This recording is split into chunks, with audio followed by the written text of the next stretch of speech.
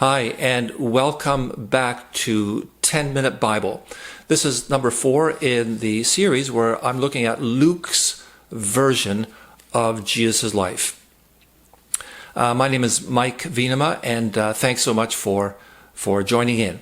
So today I want to focus especially on that long list of names at the end of chapter 3 in Luke's Gospel. And a long list of names is not something that tends to excite people, but I think it's a very revealing and very interesting set of names. If you haven't read the first 3.5 chapters of the book of Luke, maybe just pause the video for a sec. You can go to BibleGateway.com, and I use a version of the Bible called The Message. And you may want to just take a quick look, take a few minutes to read those first few chapters. I'm going to say a few words just to get us up to speed on those 3 chapters, and then dive into the genealogy. So Luke begins his book by stating that he's kind of what we would call an investigative reporter. He's collecting the stories from the eyewitnesses and putting them together. He moves very quickly to the accounts of the announcement of Jesus' birth and also of John the Baptist. These are remarkable births, and Jesus' birth is the most remarkable of them all. There's a tradition of remarkable births in the history of the Jewish people up to this time, and Jesus' birth turns out to be the most remarkable in that his is the only birth which involves a mother who has not had any sexual relations. And I say more about these and other things in some of the earlier videos 1, 2, and 3, which if you haven't seen them already, maybe take a look when you get a chance.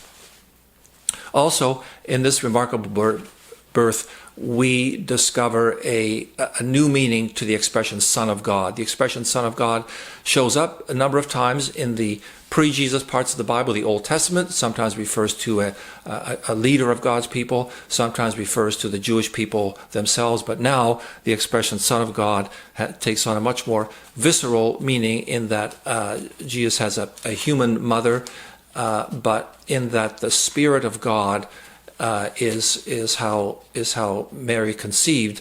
Jesus is also in this new way the Son also of the divine of God. So the human and the divine coming totally together. The birth of Jesus, which is next in Luke's story, is a very interesting one too. Luke mentions the name of the Roman rulers who were in power at the time, and what comes forward there is that while the Roman rulers think that they are the true bringers of peace, they're actually very brutal folks, but they purport to be the true bringers of peace for the Roman Empire and for the world. It's actually Jesus, born under their very noses in a humble, out-of-the-way corner, who is the true bringer of peace.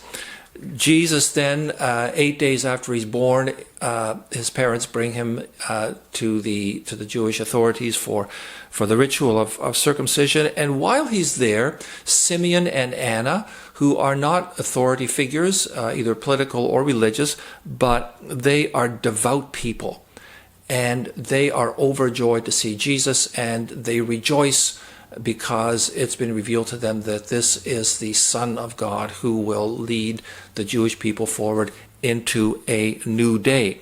So Jesus is, in this sense, authorized by the devout, ordinary people, not so much by the authorities. And this kind of dynamic plays itself out a lot in John the Baptist's work, and it plays out all the time in Jesus' work for the rest of the story that Luke presents.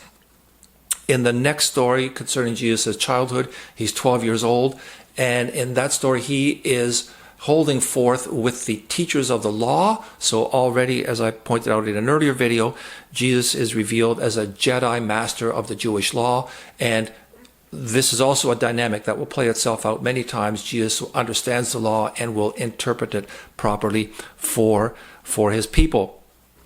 Then, fast forward to Jesus being an adult, it's time for him to go public. John the Baptist prepares the people for Jesus' going public. He says, prepare, because God's going to show up in a new way. Well, how should you do that? Should you put on your best clothing and vacuum the living room? No. John says, clean up your life. clean up your life. So preparing for God.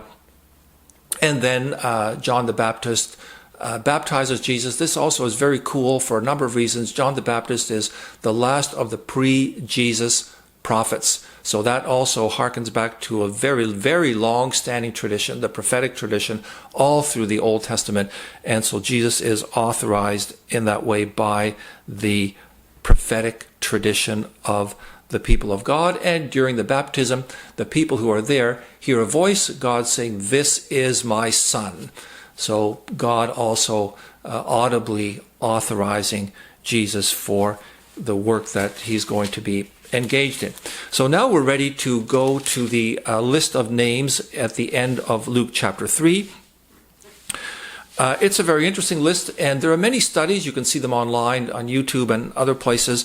And you will notice that most of the studies on this list concern the fact that Matthew's list, that's the Gospel of Jesus' life according to Matthew, just 2 books before Luke, also provides a list of ancestors of Jesus, and they're quite different. Luke's is shorter. It's much more numerically structured, which reflects the Jewish enjoyment of seeing numerical patterns, especially the number 7. They enjoyed seeing numerical patterns in God working. Matthew and Luke, though, have a number of things in common. Matthew very clearly connects Jesus with King David, the most famous of the Jewish kings.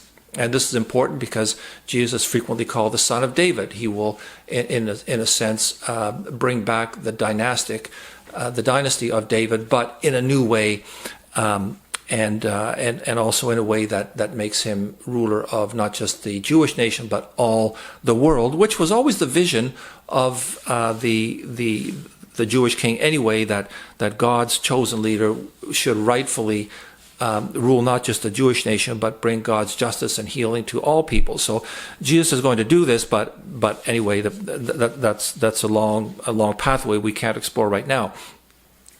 Both of them bring Jesus back to David, and both of them bring Jesus back to Abraham, the founder of the Jewish faith. So this also is very important because they both want to connect Jesus to the whole Jewish story, beginning with Abraham. So Abraham is where Matthew stops, but Luke continues on all the way to the person who in the Bible is presented as the first person, and that's Adam. So this reminds us that Luke's audience is Luke has in mind not just the Jewish people, but he's writing for this guy named Theophilus. Theophilus is not a Jewish name. So Luke has an audience in mind that's not just Jewish, but also is the Gentile world. So Luke is making this very interesting connection to not just the Jewish nation, but also to all the nations of the world by connecting Jesus' ancestral the genealogy all the way back to Adam. One thing that you probably noticed, even if you just take a quick glance at the 2 different lists of names, Matthew's and Luke's, is that they are quite different. And a lot of people have speculated about this and written about it. Some people think, well, this is just one other reason to throw the Bible into the rubbish because these 2 lists are so contradictory they can't possibly be true. So the Bible is not worth paying attention to. I think this is a big mistake, and it reflects a lack of understanding of how people like Luke and Matthew would have constructed their genealogies. Nevertheless, we should take a look and think for just 1 minute about the differences because they're quite strong. I've already mentioned how Luke brings us further back, so that's not a contradiction. That's just a longer part.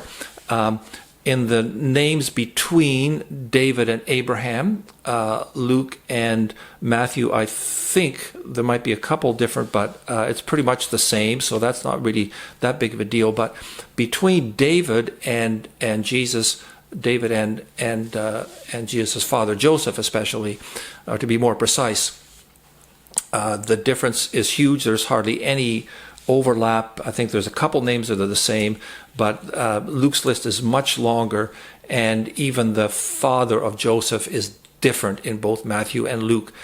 So one interesting view that I think is very plausible on this is that Joseph may have had a father and a stepfather. So I think an article on this appears on the website BioLogos, and it's something that you can find often enough in New Testament studies on the genealogies. So take a look at some of that. Maybe that's helpful. So you can see that in Luke and Matthew there are very clear reasons for giving the genealogy of Jesus.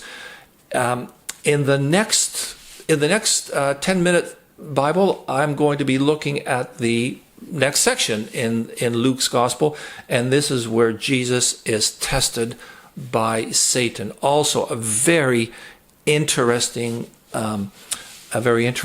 section, and please read it before you take a look at the next video when you get a chance. And you might also, before taking a look at that video, also read the story of the temptation in the Garden of Eden, just a few pages into the very beginning of the Bible. So next time, Jesus tested by Satan. Thanks so much for watching. I hope this has been helpful. And don't forget to subscribe and to click the notify bell. And I will see you next time. Bye-bye.